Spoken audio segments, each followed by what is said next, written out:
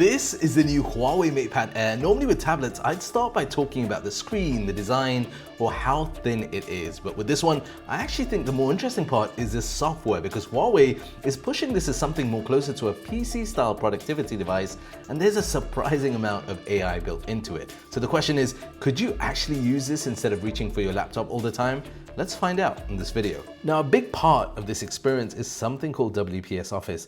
More importantly, this isn't just a mobile word processor. You've got much more PC-style interface, but there are also AI tools built into the different parts of WPS. For example, inside documents, you've got Smart Create. You can give it a prompt. AI can help generate that content for the document. Now, obviously, if you're a student, I'm not telling you to get AI to do your coursework for you, but things like creating an outline, structuring an idea, brainstorming, or just getting past that blank page, this is genuinely useful. Then you've got AI inside spreadsheets. So instead of staring at rows of data, you can use the AI sheet assistant that can help process data from a simple prompt. Now, I don't necessarily want another chatbot. I want AI inside the apps I'm already using. And I think, this is a good example of where this AI within the different elements of an app can be very, very useful. Same thing with presentations. You can give WPS AI a prompt and have it generate a presentation. Again, I'd still go in, change it, personalize it, make it my own. But if you've ever sat there knowing you need a 10-slide presentation and you've got absolutely no idea where to start, this gives you that starting point. Now, if you're a student, there's something called HUAWEI Notes. Now, this might actually be the part students end up using more often. Let's say you're sitting in a lecture, you've got speech to text conversion, so Notes can transcribe speech for you.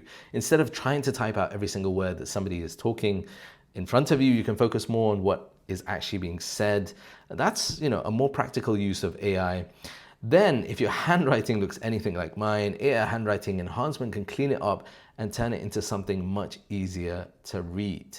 There's also Ask Goth, which Huawei positions as an AI study companion. So for something like maths, it can actually help you work through problems. And I think the important distinction here is using AI to help you understand how to get an answer rather than just blindly copying one. That's where tools like this can actually become useful for learning. Now, the other thing that makes this feel more like a laptop is Live-Multitask. You can have multiple windows open and resize them rather than constantly jumping between full screen apps. So, simple example, I've got a browser open here with my research. I've got notes alongside it. I can read something here, right over there, move between them, and that feels much more closer to how I normally work on a laptop. Now, you can have multiple apps running and quickly move between them as well. And this sounds like such a small thing, but honestly, multitasking is normally where tablets start feeling like tablets again. This feels much closer to a proper working environment. Now, do you remember at the beginning I said the screen wasn't the most interesting thing? Well, it's still a very, very good screen. You've got a 12-inch 2.8K OLED PaperMatte display. And the PaperMatte part is important because it's designed to reduce glare and reflections. And if you're reading documents, taking notes, or working somewhere with lots of overhead lighting, especially here in the Middle East, that makes a big difference. It's bigger than you might expect. It's also got an adaptive refresh rate up to 144 Hertz. So everything from scrolling through documents to moving around, the UI feels extremely smooth. And because it's an OLED, you also get the high contrast and properly deep blacks when you're watching content. So yes, productivity is the main story here, but when you're finished working and you want to watch something, you've still got a genuinely nice media device. This means how thin they've also managed to make it. It's just 5.3 millimeters thick and weighs 509 grams. So if the whole purpose is to carry this between classes or throw it into a bag instead of carrying a full laptop, then that makes sense. And then if you add in Huawei's smart magnetic keyboard, and suddenly you've got something that feels much more like a small workstation. Plus, if you need the M Pencil Pro, this gives you another side of the experience for handwriting, annotation, the creative work. So do consider that as well. Now inside, there's also a 10,100 milliamp hour battery with 66 watt charging.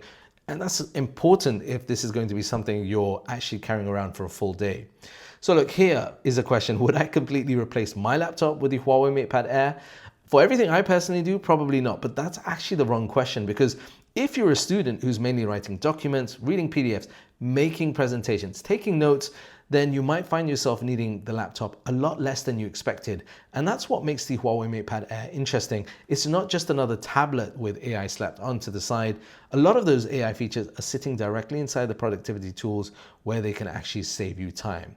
So let me know down below, if you are going back to school today, would you choose something like this or would you still stick to a traditional laptop? And if you want to see more tech that actually makes your life, everyday life, easier, make sure you're subscribed. I'll see you in the next one. Now check out this next video here.